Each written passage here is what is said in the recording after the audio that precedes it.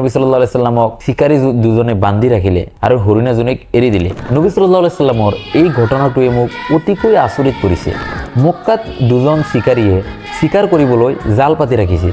হঠাতে সেই জালত এজনী হৰিণা জালত বন্দী হৈ গ'ল। বন্দী হোৱাৰ পিছত হৰিণাজনীয়ে ছটফট কৰিবলৈ আৰম্ভ কৰিলে। সেই বাটেৰে আকৌ নবী সাল্লাল্লাহু আলাইহি সাল্লামো গৈ আছিল।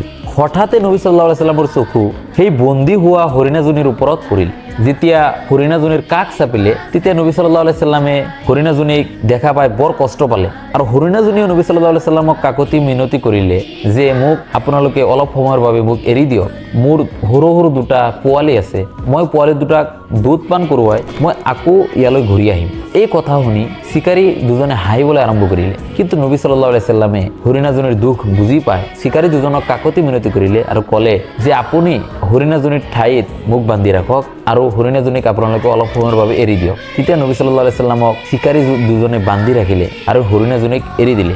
অলপ সময়ৰ পিছত হৰিণাজনীয়ে নিজৰ পোৱালি দুটাক দুধ পান কৰাই যেতিয়া ঘূৰি আহিলে তেতিয়া শিকাৰী দুজনে আচৰিত হৈ গ'ল আৰু ক'বলৈ ধৰিলে যে যাৰ ফলত এজন হৰিণাৰ ঠাইত আৰু দুটা পোৱালিও আহিব পাৰে তেনেহ'লে সেই মানুহজনৰ মৰ্যাদা কিমান ডাঙৰ হ'ব। এই কথা ভাবি তেখেতে নবী সাল্লাল্লাহু আলাইহি সাল্লামৰ ওচৰত ক্ষমা মাৰ্জনা বিচাৰি ইছলাম ধৰ্ম গ্ৰহণ কৰিলে।